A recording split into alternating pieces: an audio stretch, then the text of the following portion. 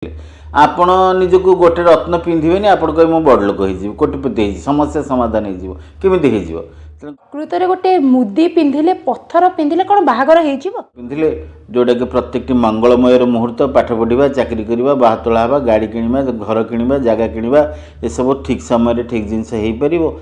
ଆପଣଙ୍କର ବି ବିବାହରେ ବିଳମ୍ବ ଘଟୁଛି କି? ଏହାକୁ ନେଇ ଆପଣ ବି ଚିନ୍ତିତ ରହୁଛନ୍ତି କି? ତେବେ ପ୍ରକୃତରେ କ'ଣ ଭାରତୀୟ ଜ୍ୟୋତିଷ ଶାସ୍ତ୍ର ଆପଣଙ୍କର ଏ ସମସ୍ୟାକୁ ସମାଧାନ କରିପାରିବ?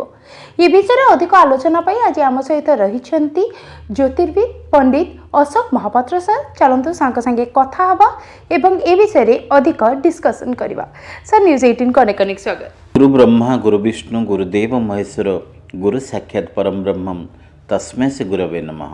ନମସ୍କାର, ମୁଁ ଆପଣମାନଙ୍କର ପ୍ରିୟ ଜ୍ୟୋତିର୍ବିଦ ପଣ୍ଡିତ ଅଶୋକ କୁମାର ମହାପାତ୍ର ନ୍ୟୁଜ୍ 18ର ସମସ୍ତ ଦର୍ଶକ ବନ୍ଧୁମାନଙ୍କୁ ମୋ ତରଫରୁ ଏବଂ ଆମ ଚ୍ୟାନେଲ ତରଫରୁ ଆପଣମାନଙ୍କୁ ହାର୍ଦ୍ଦିକ ଶୁଭେଚ୍ଛା ଏବଂ ଅଭିନନ୍ଦନ।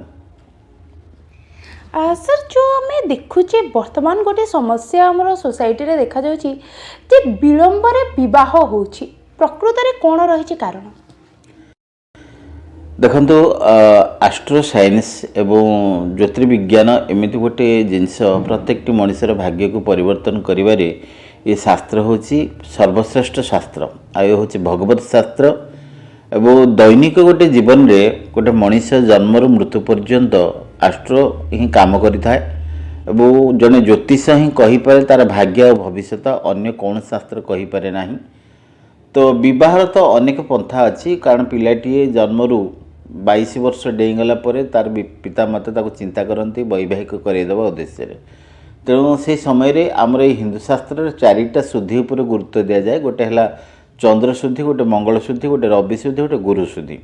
ଏ 4ଟା ଶୁଦ୍ଧି ଯଦି ଜାତକରେ ଆପଣଙ୍କର ଠିକ୍ ଅଛି ତାହେଲେ ଆପଣଙ୍କର ରାଇଟ୍ ଟାଇମ୍ରେ ରାଇଟ୍ ଜିନିଷ ହେବ। ଯଦି ଏଇ 4 ଜଣ ଭିତରୁ ଯେ କେହି ଜଣେ ବି ଖରାପରେ ଅଛନ୍ତି, ଏଇ ଯେମିତି ମଙ୍ଗଳ ଦୋଷ ଲାଗିଥିବ, ଚତୁର୍ଥ ଅଷ୍ଟମ ଲଗ୍ନ ଏସବୁ ଜିନିଷଟା ଯଦି ରହିଲା ତାହେଲେ ବିଳମ୍ବ ବିବାହ ଆପଣ ଭୋଗିବେ। ଯଦି ଆପଣଙ୍କର ବୃହସ୍ପତି ଯେମିତି ଶାସ୍ତ୍ର କୁହେ ତୃତୀୟ ଷଷ୍ଠ ଦଶମ ଏକାଦଶ ଏସବୁ କ୍ଷେତ୍ରରେ ବୃହସ୍ପତି ଅଶୁଭ ଏବଂ ଦ୍ୱିତୀୟ ପଞ୍ଚମ ସପ୍ତମ ନବମ ଏବଂ ଯେଉଁଟାକି କ୍ଷେତ୍ରରେ ବୃହସ୍ପତି ଶୁଭ କାରକ। ତେଣୁ ବୃହସ୍ପତି ଯଦି ଅଶୁଭରେ ଅଛନ୍ତି ତାହେଲେ ବିଳମ୍ବ ବିବାହ ଭୋଗିବେ। ଏବଂ ଚନ୍ଦ୍ର ଦିନର ଶୁଦ୍ଧି କାରକ।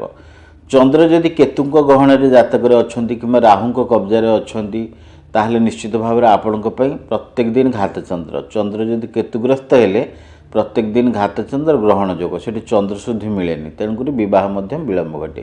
ତେଣୁ ଏମିତି ଅନେକ କଥା ବିଳମ୍ବ ବିବାହର ଅଛି। ଉପଯୁକ୍ତ ପ୍ରତିକାର ଯଦି ଆପଣ କରିବେ ତାହେଲେ ନିଶ୍ଚିତ ଭାବରେ ବିବାହ ଆପଣଙ୍କର ହେଇପାରିବ, କିଛି ଅସୁବିଧା ନାହିଁ। ସେ ଯେଉଁ ପ୍ରତିକାର କଥା କହୁଛନ୍ତି, ପ୍ରକୃତରେ ଗୋଟେ ମୁଦି ପିନ୍ଧିଲେ ପଥର ପିନ୍ଧିଲେ କ'ଣ ବାହାଘର ହେଇଯିବ? ବହୁତ ବଢ଼ିଆ ପ୍ରଶ୍ନ ଆପଣ ପଚାରିଲେ।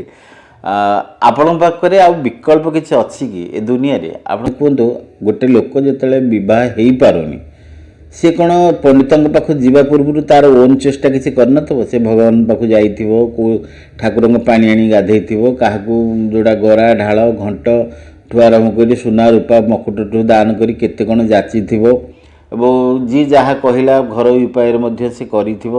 ଯେତେବେଳେ ନିରାଶ୍ର ହୁଏ ସେତେବେଳେ ସେ ବାଧ୍ୟ ହୋଇକି ପଣ୍ଡିତଙ୍କ ଦ୍ୱାରସ୍ଥ ହୁଏ ଜାତକକୁ ଧରିକି। ଆଉ ପଣ୍ଡିତ ନିଶ୍ଚିତ ଗ୍ରହରତ୍ନ କଥା ଯେଉଁ କହିଲେ, ଗ୍ରହରତ୍ନ ଆଜ୍ଞା ଏ ତ ଆମେ ଗଢ଼ୁନେ ଘରେ, କି ତାକୁ ଅନ୍ୟ କିଏ ଗଢ଼ୁନାହାନ୍ତି, କି ତାକୁ ଓଡ଼ିଶା ସରକାର ବି ଗଢ଼ୁନାହାନ୍ତି। ସେଇଟା ହେଉଛି ପ୍ରାକୃତିକ ଜିନିଷ, ପ୍ରକୃତିରୁ ଜାତ ହେଇଥାଏ, ଗ୍ରହମାନଙ୍କର ରିଲେଟେଡ଼୍ ଜିନିଷ। ତେଣୁକରି ଗ୍ରହମାନେ ସନ୍ତୁଷ୍ଟି ହେବା ପାଇଁ ଗ୍ରହରତ୍ନ ହେଉଛି ଆପଣଙ୍କ ପାଇଁ ସବୁଠାରୁ ଉଚ୍ଚ। ଆପଣ ଯଦି କହିବେ ଗ୍ରହରତ୍ନ ପିନ୍ଧିଦେଲେ କ'ଣ ସତରେ ବାହା ହେଇଯିବ, ଆଜ୍ଞା ମୁଁ ଏକଥା କ'ଣ କହିବି?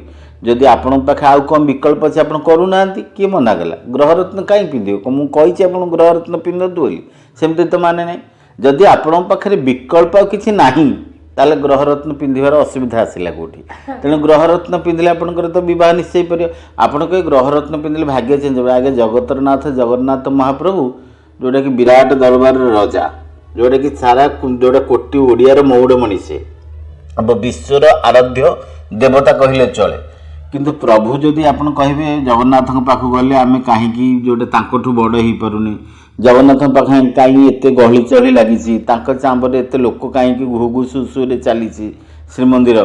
ତେଣୁକରି ଏକଥା ଯଦି କହିବେ ଏଇଟା ହାସ୍ୟାସ୍ପଦ କଥା, କାହିଁକିନା जगन्नाथ महाप्रभु एबे भी सब जिनस को स्वीकृति दियंती एबे भी तांका बापा माँ मरीगले देव दीपावली पालन करती पितृ श्राद्ध मध्य करती तेणुक जगन्नाथ महाप्रभु करती तेणुक आम जगन्नाथ संस्कृतिर लोक जहाँ परिचय ने आम बंचीचे तेणु सी जदि रत्न सिंहासन में बसते आप गोटे रत्न पिंधे असुविधा कौटी तेणुक सी विराट दरबार राजा बोली गोटे सिंहासन में बसिले आपण निजक गोटे रत्न पिंधे आप कह मुझे बड़ लोक हो कोटिपति हो समस्या समाधान होमती हो तेणु ग्रह रत्न आज्ञा पिंधा निहाती दरकार माणिकटे पिंधिले रवि आत्मबल डेभलप घटो बृहस्पति पोखराज रत्नटी पिंधिले आपणकर धन संपद सौभाग्य बढ़िबो मान सम्मान इज्जत बढ़िबो बुधंकर पिंधिले कर्म क्षेत्र में आपण प्रतिष्ठित हेबे एवं मंगलंकर पिंधिले जोटा कि प्रत्येक मंगलमय मुहूर्त पाठ पढ़ा चाकरी करवा बाहातोला हवा गाड़ी किणवा घर किणवा जगह किणवा ये सब ठीक समय ठीक जिनस हो पार सब संभव तेणुक आपण बुझी विचारी कर्म करंतु ग्रह रत्न पिंधंतु ग्रह रत्न पिंधिले आपनकर भाग्य निश्चय परिवर्तन आसीजिवो। देखुथिले आमे पंडित अशोक महापात्र संगे कथा होउथिले से जो भाव में कहते प्रकृत रे शास्त्र पाखरे ही आपणकर विलंब विवाहर समस्या जो रही तार समाधान रही तेणु निहाती भाव जो भाव में सर कहते से भाव में प्रतिकार करंतु एवं निजर जहाँ समस्या रही से मुक्त होंतु। भुवनेश्वर सुंदरता मिश्र न्यूज़ 18 लोकल।